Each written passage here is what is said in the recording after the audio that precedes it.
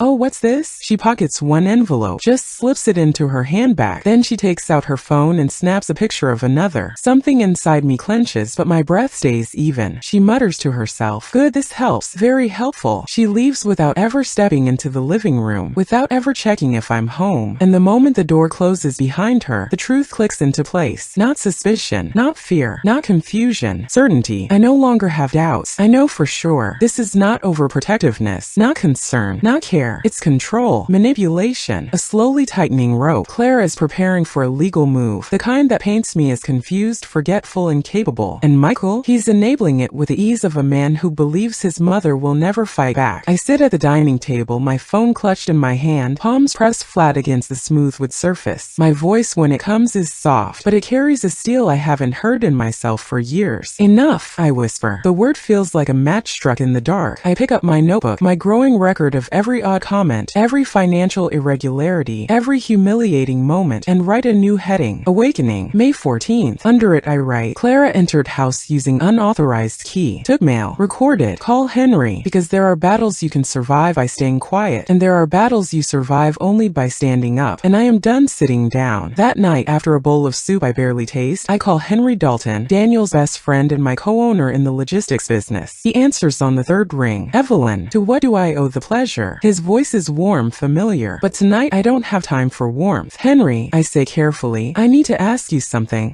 serious." His tone shifts instantly. "Tell me." "I think Michael and Clara are planning to pursue conservatorship." The silence is thick, heavy. Then Henry exhales sharply. "That's a strong claim. Why do you think that?" So I tell him, not everything, but enough. The banking transfers, the hidden mail, the pharmacy call, the staged concerns, the gala humiliation. When I finish, Henry's voice is low and steady. "Evelyn, listen to me. You are not alone, and you are not powerless. If they want a legal fight, they're going to run into a wall they didn't know existed." I swallow. "What kind of wall?" "Your paperwork," he says. "The trust documents we drafted with Daniel, the ownership of the logistics company, the clean audits, the notarized annual reports." I feel a tremor of relief. "I have copies," I say. "I know," he replies, "but I also have certified originals. And more importantly, I know exactly how competent you are. There's no legal ground for what they're trying to build. cold. I breathe deeply, the kind of breath you take when someone finally turns on a light. Henry, I say softly, I think I need help. The kind you can't undo with a family dinner. He pauses, then says, I'm coming over tomorrow. We need to talk face to face. And Evelyn, yes, don't doubt your mind for a second. You've always been the sharpest one in the room. When I hang up, the house feels less empty, less vulnerable. I look around the living room, the photos on the mantle, the books I collected over decades, and something inside me finally stands up straight, because betrayal cuts deep, but dignity roots deeper, and I am not ready to be buried. The next morning, I wake before dawn, the sky still an inky blue, the birds outside barely stirring. There's a strange clarity in the quiet of early morning, the kind that invites decisions, real ones. A single thought sits at the front of my mind. Today, everything starts changing. I make coffee strong dark the way Daniel used to drink it, and set 2 mugs on the kitchen table. Henry is always early. Always. At 7:10 a.m. my doorbell rings. I open it to find Henry Dalton, 74 years old, tall, solid, still carrying himself like the attorney he once was. His hair is white now, but his eyes haven't aged a day. Sharp, perceptive, quietly wise. Morning, Evelyn, he says. Thank you for coming, I reply. He steps inside, removes his coat, and hangs it on the hook Daniel used to use. For a second, that memory pinches my chest, but I breathe through it. I brought something, Henry says, lifting a small leather portfolio. Well, several somethings. We sit at the kitchen table. 2 older friends, but also something more. 2 strategists preparing for battle. Start from the top, Henry says. Everything you've seen, everything you suspect, every detail. So I do. I tell him about the pharmacy call, the school district, the bank transfers, the intercepted mail, the camera footage. I tell him about the gala, Michael's speech, the laughter, Clara's smile. When I finish, Henry stays silent for several seconds. Then he mutters, damn. I blink. You never swear. Some things deserve it, he replies. He opens the portfolio. The sound of the zipper sliding feels strangely ceremonial. Inside are certified copies of the business ownership documents. The original trust draft Daniel began before he died. 3 financial audits from the logistics company. A notarized letter Daniel wrote months before his heart attack. And the annual shareholder reports, each one signed by me. Henry taps the top document. This, he says, makes conservatorship almost impossible, even with a crooked judge. A breath I didn't know I was holding escapes me. But then Henry says, but Evelyn, if they're planning this, they won't back off just because it's unethical. They'll need to be stopped legally, which means we need a clear, documented pattern of their behavior. I nod. That's why I've been writing everything down. Good, he says, but we need to go further. We need timestamps, evidence, witnesses, screenshots, anything that shows intent. I straighten my spine and pull out my leather-bound notebook, the one that now holds weeks of careful notes. Henry smiles faintly. You always were more organized than any lawyer I knew, but my chest still feels tight, because part of me is grieving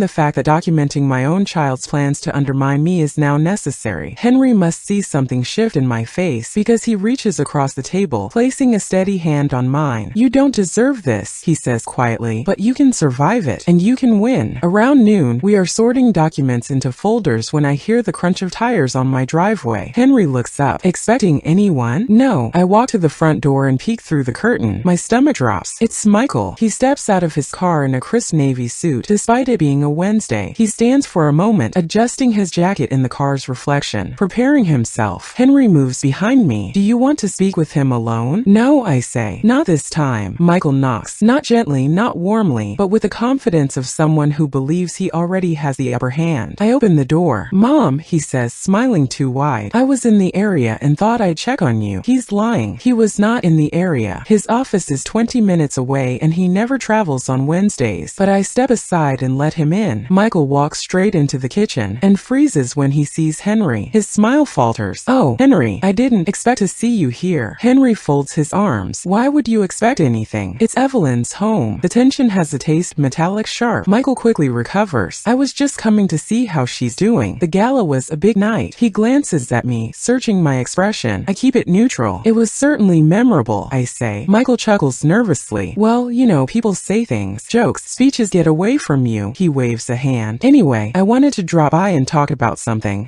important. Henry steps back but stays in the room. Michael glances at him, clearly annoyed. Mom, he begins. Clara and I think it might be time to discuss future planning. The words crawl across my skin like insects. What kind of planning? I ask. Michael pulls out a folder, the same kind of folder he uses at his dental practice. A long-term care plan, he says. You know, to help with your decisions, your finances, your stability. My pulse slows, not from fear but from recognition. This is it. The moment they're your intentions stop being subtle. I'm perfectly stable, I say calmly. Michael gives a soft laugh. Mom, come on. You've been misplacing things. Forgetting appointments. Clara told me you missed a refill, and you seemed confused at the gala. The lie is too bold. Too easy. I didn't miss a refill, I say. Clara intercepted the message. Michael blinks. Then his face hardens just slightly. That's not what she told me. Henry takes a step forward. Michael, before you continue down this path, think very carefully about what you're saying. Michael stiffens. I'm having a private conversation with my mother. No, Henry replies, voice calm but firm. You're making false claims in front of a witness. Michael's nostrils flare, the smallest break in his polite facade. Then he softens his voice again, turning to me. Mom, I'm worried about you. We love you. We just want to help. You can't live alone forever. The house is too much. Your finances are complicated. Clara and I talked about this. We're willing to step in. Willing, as if it's charity, as if it's generosity, not power, not control, not access. My voice is quiet but steady. Michael, let me be very clear. I do not need anyone to step in. He sighs dramatically, as if I'm being difficult. Look, Mom, we can do this the easy way or the hard way. Henry steps forward sharply. Michael, my son stops talking. Henry's next words land like a judge's gavel. Your mother is mentally competent, fully independent, and any attempt to claim otherwise will be challenged immediately and aggressively. Michael turns red, not from shame but from frustration. I didn't come here to argue, he says. I came here to help. He closes the folder, tucks it under his arm, and heads toward the door. But before he leaves, he turns back. We're not done, Mom. Clara and I are trying to do what's best. If you won't listen now, we'll find another way. My breath catches. Another way. The threat is clear. Then he leaves. The door shuts. The house goes still. But inside me, something fierce awakens. A lion stretching after years of quiet. I turn to Henry. It's time, I say. He nods. Yes, it is. The next day, we begin in earnest. Henry helps me create a structured evidence file. Screenshots of every unauthorized transfer. A timeline of dates. Bank manager notes. Copies of Clara's household payments. Pharmacy calls. School district call. Statements from neighbors. Security footage of Clara entering the house. The gala video. Witness statements. Mrs. Doyle Alicia. My written recollection of the event. My journal entries. Dated documentation of all conversations. My volunteer work logs. Medical records. Calendars. The folder grows thicker by the hour, heavy with truth. You're not building a defense, Henry says. You're building a wall. I exhale. A wall they can't climb. On Friday, I receive a voicemail from my primary care doctor. Evelyn, this is Dr. Mason. We received a call from your daughter-in-law asking to discuss your cognitive health evaluation. Please call us back. My chest goes cold. Not shocked, but deeply painfully validated. I call the office immediately. Dr. Mason, I say, I haven't scheduled any evaluation, and I did not give permission for anyone to call you about my health. The doctor hesitates, then says gently, I suspected as much, Evelyn. Clara has called twice this month. She claimed you were forgetting medications and missing appointments. She said you asked her to step in. Anger rises, but not the explosive kind. The quiet kind. The focused kind. The kind that sharpens a person. Doctor, I say, you know my records. Do you have any concerns about my cognition? None, she replies firmly. You're entirely capable. But Evelyn, this kind of behavior is often a precursor to legal action. I know, I say, and I'm taking steps. She pauses. Then with a hint of steel, she says, if you need any official documentation, mental competency evaluations, or written statements, I'll provide them. For the first time in a long time, my eyes sting. Thank you, I whisper, because allies matter. Truth matters. Documentation matters. And I'm building all three. That evening, as the sun dips low and golden light washes across my living room, I sit at the dining table with Henry. Stacks of papers surround us. This isn't just protection, Henry says. This is preparation. Now we need to make one more decision. I inhale slowly. What decision? Henry leans forward. Do you want to confront them privately or at the Mother's Day gala? I stare at him. The gala already happened, I say, but he smiles. Evelyn, there's the main event, and then there's the donor reveal dinner next week. The museum CEO emailed me the guest list. My pulse starts to thrum. Michael and Clara will be there. The people they tried to impress will be there, and the CEO will announce the anonymous donor unless I step forward. Henry places a hand over mine. Evelyn, this is your moment. The moment they learn exactly who they tried to underestimate. The realization settles into my bones like warmth after winter. I nod. We do it there. And for the first time in weeks, I feel something like hope. Or maybe not hope. Maybe something stronger. Power. The next morning, I wake with a sense of purpose. The kind that feels almost physical, like armor sliding into place. I brew coffee, open my notebook, and begin outlining everything that still needs to be done before the donor reveal gala. The clock is ticking, and I intend to use every minute wisely. First item, revoke Clara's access to anything tied to my name. Second, inform the museum CEO that I will be attending the dinner publicly. Third, secure formal documentation of my mental competence. Clara's favorite lie-ins tonight. Fourth, set the stage for the reveal. This is no longer just defense. This is strategy. This is gathering the threads for a net they won't see coming until they're caught in it. Before noon, I drive to the bank. The lobby is cool and calm, with a faint scent of espresso drifting from the employee break room. When Mr. Thompson spots me, he straightens immediately. "Mrs. Carter," he says, "I was hoping you'd come in." I sit across from him, sliding a folder onto the desk. "I'd like to block all digital access to my accounts. Every external device, login, and automatic payment initiated by anyone but me." His brows lift slightly. "Has something else happened?" "Yes, but I won't break my composure here." "Precaution," I say, "and I want to set in-person only authorization for any withdrawals above $50. Consider it done," he says, typing swiftly. "Do you also want transcripts of the previous access logs?" "Yes, printed and digital." He prints them, highlighting entries showing Clara's logins. The dates match the bank withdrawals. "Thank you, Mr. Thompson," I say. He hesitates, then says quietly, "If you need a formal statement, I'm willing to provide one." My chest tightens with gratitude. That may become necessary. I leave with a stack of documents, another brick in the wall. Dr. Mason schedules me for a cognitive evaluation that same afternoon. Her office is warm, filled with framed diplomas and photographs of her family hiking in the Adirondacks. She administers tests, memory recall, orientation, problem solving. I breeze through them, not because I'm proving something, but because my mind is still sharp, still mine. Dr. Mason smiles proudly. "Evelyn, you're well above average for your age. No signs of impairment. I'll draft the official report today." My hands tremble, not from fear but relief. She prints a preliminary statement immediately. When she hands it to me, our fingers brush, and she says softly, "Don't let anyone take your independence from you." "I won't," I reply. "Not anymore." That evening, around 7:30 p.m., my phone buzzes. Clara's calling. I stare at the screen for a moment before answering. "Evelyn, I was just thinking about you," she says cheerfully, too cheerfully. "Michael and I want you to come over this weekend. We need to discuss something important." Her tone has the softness of a marshmallow and the intent of a scalpel. "I'm busy this weekend," I say. A pause, a microsecond, small but telling. "Well," she says, voice still sweet, "we'd really like to speak with you in person." "I understand," I reply calmly, "and I'm declining." Her voice tightens. "Evelyn, this isn't something you can just ignore." My grip on the phone tightens. "Clara," I say gently, "I will decide what conversations I participate in." The silence that follows is sharp. Then she offers a laugh, brittle and thin. "Well, alright then, but don't say I didn't try to help." Help, always that word. She ends the call before I can answer. I stand in my quiet kitchen, listening to the hum of the refrigerator, feeling an odd mix of fear and exhilaration. Because Clara has just told me everything I needed to know. She's panicking, and when people panic, they make mistakes. I'm clipping dead leaves from the geraniums on the porch when a silver SUV Clara's pulls into my driveway. She gets out wearing oversized sunglasses and a tailored beige coat. Every step screams confidence, or the performance of it. I stay on the porch. "Evelyn," she calls out brightly. "Good morning." "Clara," I reply, keeping my tone neutral. She climbs the steps, her heels clicking in a rhythm that grates on my nerves. "I brought you something." She holds up a white envelope. I don't take it. "What is it?" "Just a little paperwork," she says lightly. "Some housekeeping." "Let me see it." She stiffens slightly but hands me the envelope. I open it carefully. Inside is a document titled Voluntary Financial Co-Management Agreement. My heart thuds once hard, because this is it. The easy way Michael mentioned. The agreement would give them access to my accounts, medical decisions, and personal well-being management. I look up slowly. Her smile is brittle. "It's just a formality. Something small. Michael thought it might ease the burden on you." "Burden," I repeat. "Yes," she says. "You know, bills, decisions, all that. It's confusing at your age. The world sharpens. The sound of wind, the smell of soil." Her perfume, floral and fake. My pulse steady and strong. Daniel's voice echoes in my memory. "When someone shows you who they are, believe them the first time." I fold the paper carefully, deliberately. Then I hand it back to her. "No." She blinks. "No. No, Clara. I won't sign anything." Her mouth tightens. "Evelyn, don't make this difficult. It's for your own good." I meet her eyes, letting every ounce of my strength focus through the gaze of a 72-year-old woman who has survived grief and betrayal and every kind of quiet heartbreak. "Clara," I say softly but firmly, "nothing about this is for my good." She opens her mouth, then closes it again. Her face twitches, anger fighting with restraint, and then she makes her fatal mistake. She says, "You might as well sign now. If you don't, the court will eventually make a decision for you." She hears the words only only after they leave her mouth. Her cheeks flush. Her eyes widen. I inhale slowly, deeply, savoring the moment clarity crystallizes into certainty. Thank you, I say. For what? She snaps. For confirming exactly what you and Michael have been planning. Her lips part, but no sound comes out. She turns abruptly and storms down the steps, yanking open her SUV door. The engine roars and she speeds away. But I'm calm, still, completely sure, because the camera on my porch captured the entire exchange. And now I have proof. That afternoon, Henry and I sit together reviewing the footage. He watches the video twice, jaw tightening. This, he says, tapping the paused image of Clara waving the paper, is explicit coercion. This alone would sink any conservatorship petition. I feel a wave of relief so strong it nearly knocks me breathless. Henry folds his hands. Evelyn, you now have everything you need. But the fierce calm inside me says, not everything. Not yet. I want one more thing, I say. Something public. Henry raises a brow. The museum event? I nod. That's where they humiliated me. I say quietly. That's where they misrepresented me. That's where they told their story about who I am. My voice strengthens. And that's exactly where I want the truth to be revealed. Henry studies me for a long moment, weighing, assessing, maybe even admiring. You understand, he says softly, that once this happens, there's no going back. I know, I reply, and I'm done going back. He nods. Then we proceed. 2 days before the donor reveal gala, I receive a call from Mr. Whitaker, the museum's CEO. His voice is warm. Mrs. Carter, I wanted to confirm your attendance for Thursday night's reveal. I'll be there, I reply. Wonderful. We are deeply grateful for your contribution. The board is preparing a private reception for you afterward. A small smile forms on my lips. Thank you. I'll look forward to it. He hesitates. Your son mentioned at the previous event that you were financially dependent. I was concerned, but now I see he was either mistaken or modest. Mistaken. Modest. No, manipulative. But I don't say that. Instead, I say, people sometimes misunderstand us, but I'm sure the truth will be clear soon. He chuckles. Indeed. We end the call, and I press a hand over my heart. It's beating strong, confident, ready. The night before the gala, Michael texts me. Mom, Clara said you were rude to her. We need to talk. I'll be over tomorrow at 6. Be ready. I stare at the message, feeling no fear, only clarity. I type a single reply. Do not come to my home uninvited again. He replies instantly. Mom, don't be like this. We're trying to help. We love you. Yes, the famous trio control, coercion, and then the sweet sugar glaze of love. I don't respond, because tomorrow, he will see exactly how much help I need. My clothes are laid out. A deep navy gown Daniel always liked. Simple earrings. A soft shawl. I brush my hair slowly, looking into the mirror, really looking. Not at the wrinkles or the silver strands. At the woman inside. A woman who survived widowhood, raised a son alone, built a life of dignity, held her head high through grief and betrayal, and now is reclaiming her story. I whisper softly to my reflection. They think they know me. Tomorrow they'll learn who I really am. I turn off the light, and I sleep with a peace I have not felt in years. The evening of the donor reveal gala arrives. The sky is a deep lavender when I step outside, the kind of color that looks like dusk forgot to let go of daylight. Fireflies blink near the hedges, rising slowly into the warm spring air. I breathe deeply, a long, steady inhale. Tonight is the night. For years I thought justice was a thing for the young, or for people with louder voices, or for those with stronger hands. I thought dignity was something you had to protect quietly, gently. But tonight I will learn something new. Sometimes dignity is a sword. Sometimes justice is a spotlight. And sometimes, rarely, life hands you the microphone your enemies thought they owned. The city museum glows against the evening sky. Its old stone archways lit with soft golden lamps, banners fluttering in the warm breeze. Cars glide up the long driveway, attendants directing guests in elegant attire. I step out of the cab wearing my navy gown, simple, dignified, quietly regal. The shawl around my shoulders flutters lightly. My posture is straight, my chin lifted. For the first time in a long time, I feel tall. As I climb the stone steps, a museum staff member hurries forward. Mrs. Carter, we're so honored to have you. Please right this way. She leads me past velvet ropes, through a polished marble corridor lined with old portraits. I catch my reflection in a display case. Soft silver hair, steady eyes. A woman who has weathered storms and still stands. Guests are already gathering inside the grand atrium. Chandeliers shimmer overhead, casting warm light on gowns and tuxedos. Soft jazz hums from the corner where musicians tune their instruments. The atmosphere is gentle but electric, a hum of anticipation. Tonight, the board will reveal the mysterious donor who gave $3 million.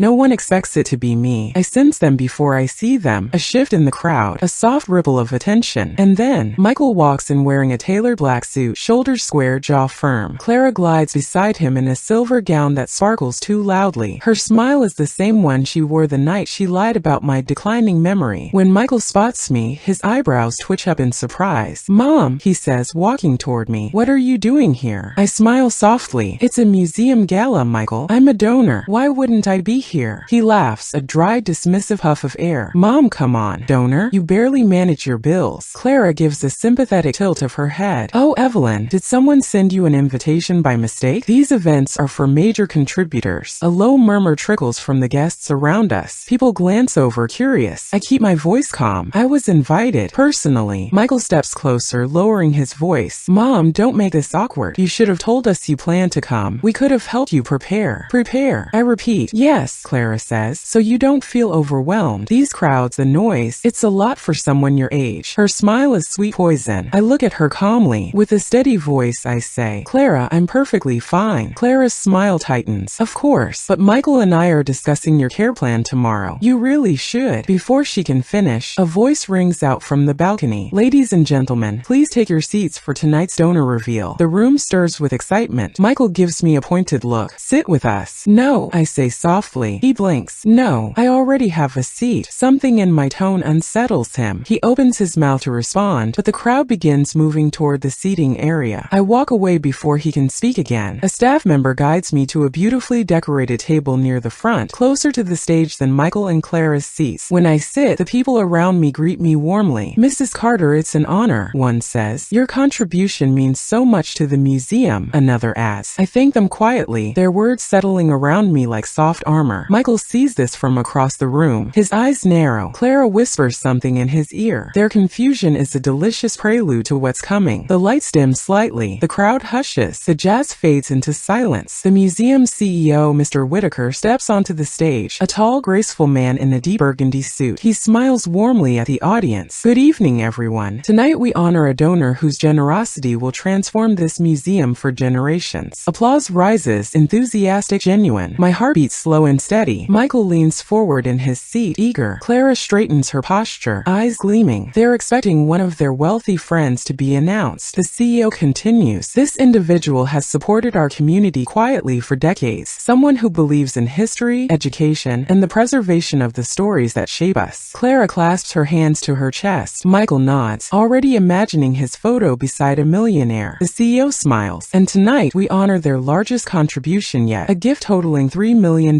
Gasps ripple through the room. Michael exhales sharply, a grin spreading across his face. Clara beams. "This donation," the CEO says, "comes from a woman of extraordinary grace, strength, and resilience. Someone who has given much, quietly and humbly, without asking for praise." Michael sits taller. Clara smooths her hair, preparing for the spotlight. "And it is my great honor," the CEO says, "to welcome to the stage." The lights shift. Spotlights sweep across the room. I exhale slowly. The moment hangs suspended in air. Mrs. Evelyn Margaret Carter. A stillness falls like a dropped curtain. For a heartbeat, the world is silent. Every head turns. Every eye lands on me. Michael's smile freezes. Clara's face drains of color. My name echoes through the hall, carried by speakers into the bones of the building. I rise. My chair glides back with a soft scrape on the polished floor. My navy gown sweeps around my feet, and I walk toward the stage. People applaud, first tentatively, then thunderously. Phones come out. Cameras flash. Michael's voice can't be heard, but I see his lips shape a single word. "Mom." I climb the steps. Mr. Whitaker extends his hand. "Mrs. Carter, welcome," he says warmly. I shake his hand. My grip is steady. He turns to the crowd. "Would you like to say a few words?" I take the microphone. A hush falls, the kind of hush that feels like an inhale before a storm. I look out at the sea of faces, at the people who laughed when Michael humiliated me, at the people who pitied me, at the people who underestimated me, at my son and daughter-in-law, frozen in disbelief. "Good evening," I say softly. My voice carries through the speakers clear and steady. For many years, I believed in supporting education. I believed in giving quietly, helping quietly, living quietly. A ripple of murmurs, but sometimes silence is mistaken for weakness. My gaze slides to Michael and Clara, and sometimes people forget that quiet women see everything. The room stills, utterly still. I continue. "Tonight, I'm honored to support this museum with a donation that means a great deal to me. It represents decades of hard work, mine, my husband Daniel's, and our dear friend Henry's." Henry, sitting near the back, bows his head slightly. I say, "But more importantly, it represents something else." The audience leans forward. "It represents the truth." A soft gasp ripples through the room, and before I can continue, a voice breaks through the silence. "Mom." Michael stands. His face is pale, his posture rigid. "Mom, can we talk, please?" But his plea is swallowed by the room's attention turning toward him, judgmental, curious, unforgiving. Mr. Whitaker gently steps beside me, but I lift a hand. "I'm fine." I face the crowd again. My son thought that I depended on him, that I needed him, that I lived off whatever small generosity he and his wife allowed. The crowd murmurs, understanding now. But the truth is, I have lived a life built on my own strength, my own decisions, my own work, and I refuse to let anyone rewrite my story. Applause breaks out, soft at first, then swelling like a rising tide. Michael sinks into his seat, defeated. Clara looks like she may faint, and I feel weightless, light, as if decades of quiet suffering have finally found a voice. I hand the microphone back to the CEO, and the confrontation has only just begun. The applause is still rippling through the atrium when I step down from the stage. The lights soften, the musicians remain silent, and something like electricity hums faintly beneath the chandelier's warm glow. My moment on the stage ends, but their moment, Michael and Clara's, is about to begin. The kind they never prepared for. The kind no child expects from the mother they thought they could control. I take 2 steps toward the floor when, "Mom!" Michael suddenly stands again, almost tripping on the edge of the carpet. His voice cracks across the hall, desperate and strained. "Mom, we need to talk now." The guests turn. The ripple of polite curiosity deepens into something sharper. Interest, judgment, anticipation. Clara rises beside him, her silver gown catching the light. But she looks different now. Stiff, rigid, panic flickering in her eyes like a candle about to go out. I stop halfway down the staircase. "No," I say calmly, voice carrying through the room even without the microphone. "This isn't the place." Michael flinches. "Well, you made it the place." His voice echoes, raw, cracking under pressure. Gasps spread. People whisper behind their hands. The gala has become a stage, and my son, unwittingly, has stepped into the harshest spotlight of his life. Clara tugs on his sleeve. "Michael, sit down," she hisses through her teeth. But he's unraveling too fast to hear. "Mom, why didn't you tell me?" His voice shakes with frantic energy. "Why didn't you tell us you had this kind of money? We've been helping you. Clara's been helping you." "You." I stop at the bottom of the stairs and face him fully. "Helping me." I repeat slowly. My words land with the precision of a scalpel. Clara swallows. Her throat bobs once. She steps forward, folding her hands in front of her like she's at a church confession. "Evelyn, we didn't mean to upset you," she says sweetly, her voice trembling. "We were only trying to support you. You know, considering your situation." A hush settles over the room. My situation. The 2 words ignite something in me. Not anger, but clarity sharpened to a blade. "My situation?" I ask. Clara nods quickly, leaning into the lie. "Your confusion, dear. Your forgetfulness. We've been so worried." "Is that so?" I interrupt softly. Her smile falters, just slightly. Michael steps in again, desperate to regain control of the narrative. "Mom, please don't make this worse. You've been forgetting things, losing track of bills, missing appointments." "Enough, Michael." The firmness of my tone slices cleanly through the chaos. Even the guests fall silent. Michael closes his mouth abruptly, stunned, and then a familiar figure steps out from the back of the room. Henry Dalton. Tall, steady, unshakable. He walks forward with a lawyer's posture and a grandfather's certainty, stopping just behind my shoulder. "Is there a problem here?" he asks, voice mild but edged with authority. Michael's face drains. "Henry, why are you here?" Henry smiles, but it's a smile that carries the weight of years, the kind that says he knows truths Michael never imagined. "I'm here," Henry says, "because Evelyn invited me, and because it appears she may need a witness." A murmur spreads like wildfire. Clara's eyes widen. "A witness?" Henry adjusts his glasses. "Yes, for what appears to be a very poorly hidden attempt at coercive control." Michael stiffens.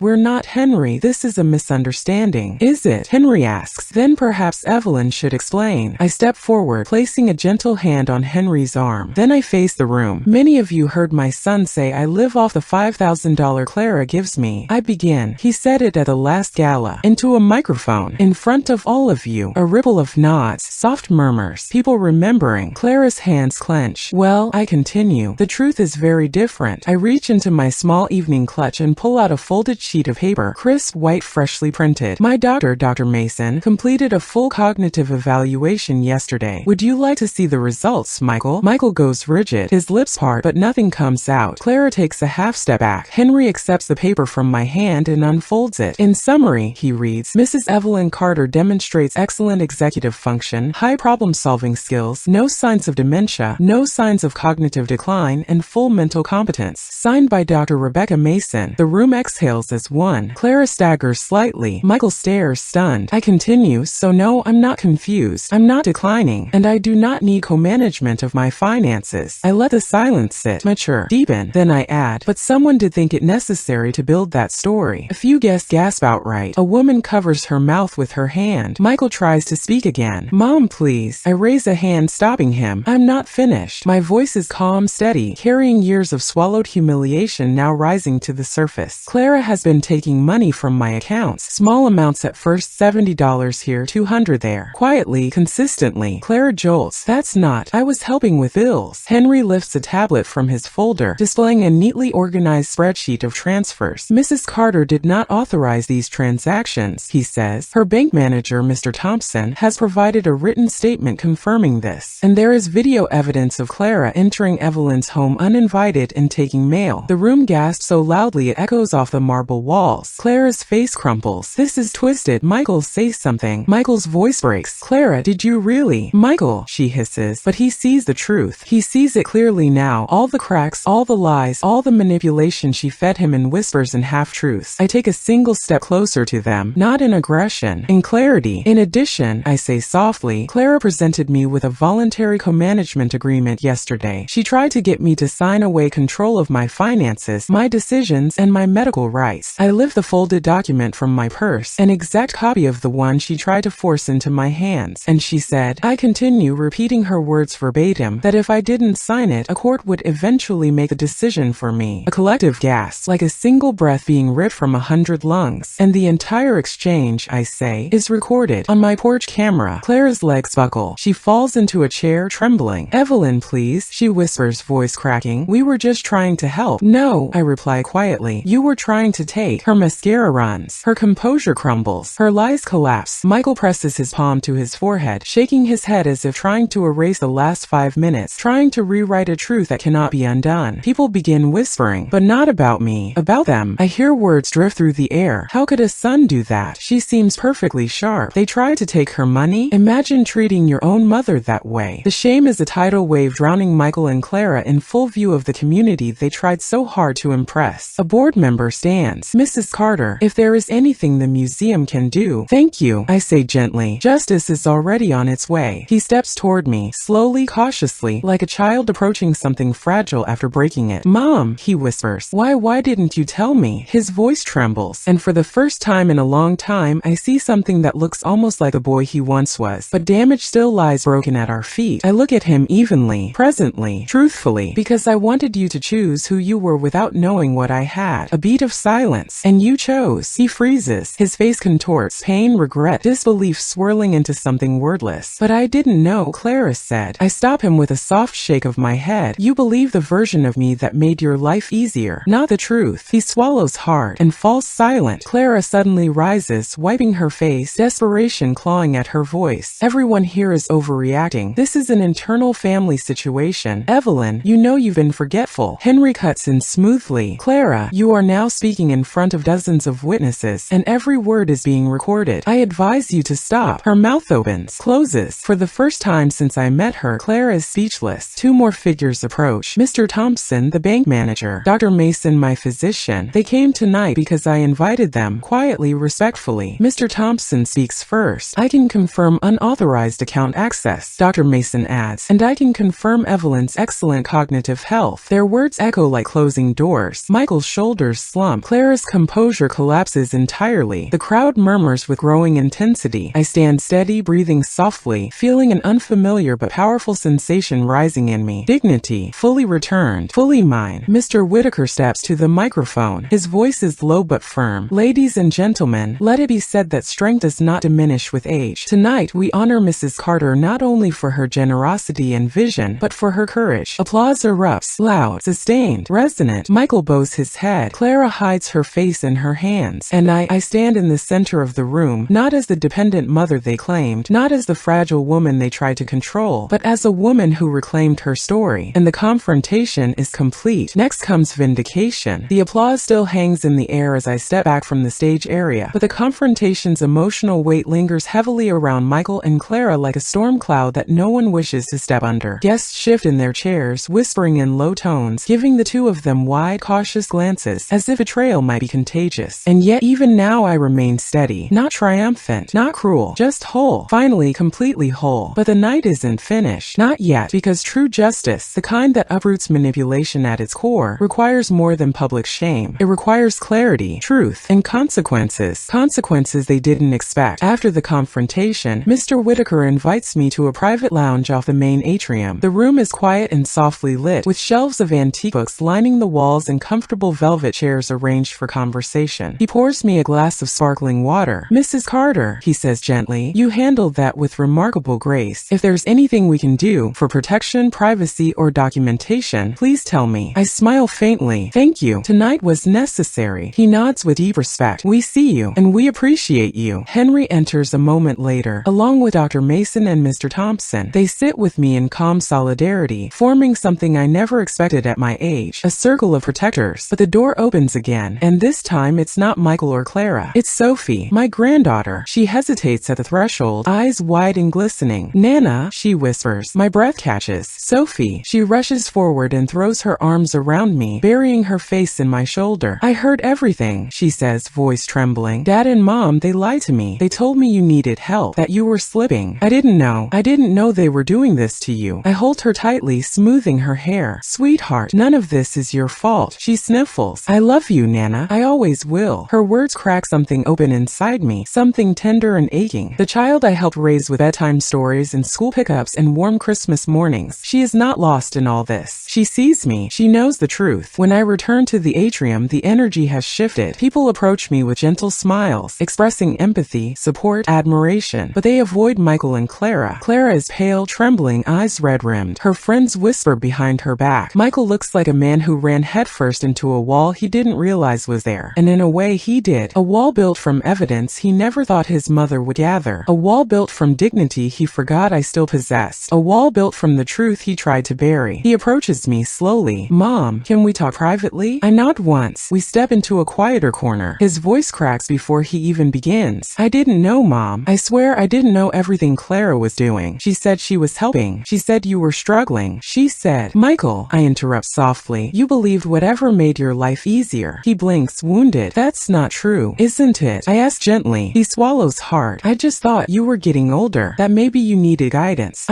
You thought, I say quietly, that the story she told you was more believable than the mother who raised you." His eyes fill quickly, too fast for him to hide. "Mom, I'm sorry." I speak evenly. "Apology is the beginning, but trust is something you rebuild with actions." He nods slowly, shoulders heavy. "I understand." But he doesn't. Not yet. Not fully. And that's all right. Time will show him what words cannot. 3 days later, I sit in a small courtroom, calm, quiet, sunlight filtering through tall windows. The walls smell faintly of varnish and pine. Henry sits beside me, his presence solid as ever. Across the room, Michael and Clara sit with their attorney, who looks like he wants to be anywhere else. The judge, a woman with silver hair and steady eyes, adjusts her glasses as she reviews a thick file, my file, filled with evidence we've collected. Financial records, video footage, signed statements, cognitive tests, witness accounts, the coercive document Clara pushed on me. Everything is here. The judge clears her throat. "Mrs. Carter," she says, "before I proceed, I want to thank you for the clarity of your documentation. It is rare to see such thorough records." Henry nudges me gently with his elbow. I smile. Then the judge turns to Michael and Clara. "Mr. Carter, Mrs. Carter," she says, "you petitioned for conservatorship without filing formal intent, an unusual but not illegal action. However, the evidence before me paints a grave picture." Clara grips the edge of the table. Michael closes his eyes. The judge continues, voice steady but stern. "The court finds no grounds to question Mrs. Evelyn Carter's mental competence." A rush of relief warms my chest. "But there's more. Furthermore," she says, "there is evidence of unauthorized financial access, coercive pressure, manipulation of medical perception, and attempted gain of legal control without cause." Clara's face goes chalk white. "These actions," the judge says, "constitute elder financial exploitation." A hush falls over the courtroom. Michael buries his face in his hands. Clara's breathing turns shallow. "Therefore," the judge continues, "the court orders the following. Clara Carter will face misdemeanor charges for unauthorized access and coercion. A restraining order is issued preventing her from managing Mrs. Carter's finances or medical accounts. Michael Carter is barred from pursuing conservatorship for a period of 5 years. Mrs. Carter's assets will be placed under a revocable trust entirely controlled by Mrs. Carter herself." A small stunned cry escapes Clara's throat. Michael squeezes his eyes tighter. "And lastly," the judge says, "the court strongly recommends that Mrs. Carter set firm personal boundaries with all parties involved." "I will," I say softly. The judge nods. "I believe you will. She bangs the gavel gently. Court is adjourned. I close my eyes, releasing a breath I didn't realize I'd been holding. It's done. It's finally completely done. The weeks that follow are quiet, wonderfully, beautifully quiet. The trust account is established. My home is secured. All digital locks are changed. All accounts reset. All documents placed in a fireproof safe. My passwords are changed to long strings Clara will never guess. Poems only Daniel and I love. Michael calls once. His voice is soft, cautious. Mom, I know I can't erase what happened, but I want to do better. And because I am not vengeful, only just I tell him the truth. Time will show whether you mean that. He understands. Clara does not call, nor do I expect her to. Her consequences belong to her, just as my healing belongs to me. 2 months later, I make a decision, one that surprises even me. I move into a lovely independent living community by Lake Briar. Bright cottages, gardens, walking paths that smell of pine and fresh-cut grass. I choose a cottage with a wraparound porch and a tall maple tree out front. The living room windows face the lake, where geese glide across the shimmering surface. I bring my books, my photos, and my favorite teacup, the blue one Daniel gave me on our 10th anniversary. And every morning, I sit on that porch with a cup of tea, feeling the breeze off the water, letting it wash away any fragments of old pain. Here, nobody knows me as a woman who was almost taken advantage of. They know me as Evelyn, the woman who tutors young girls in English literature, who volunteers at the local library, who grows tomatoes in a raised garden bed. I rediscover myself. Not the mother, not the widow, not the victim, just me. One afternoon, Sophie visits. She sits beside me on the porch swing, legs tucked under her, sipping lemonade. Nana, she says softly, Dad's been different lately, more quiet. He said you're right, about everything. I nod. He'll need time. She takes my hand. And I'm proud of you. My eyes sting gently, warmly. I'm proud of you too, sweetheart. We talk for hours, school, friends, books, dreams. She wants to study architecture. She wants to travel. She wants to build a life with intention. And as I listen, I realize breaking the cycle begins here, with truth, with clarity, with love that is honest, not manipulated. I love you, Nana, she whispers. I love you too. And so here I am, telling you this story not because it was easy, but because it was necessary. If you're still listening, maybe you've lived something like this too. Maybe someone underestimated you. Maybe someone tried to take your voice, your power, your autonomy. So, hear me clearly. You are stronger than they remember. You are wiser than they believe. And you are more capable than they ever expected. Life doesn't end when people betray you. Sometimes it begins. Thank you for staying with me. If anything in this story touched your heart, self-respect, resilience, or simply love with limits, leave a comment and share your thoughts. Tell me where you're watching from. I'd love to know.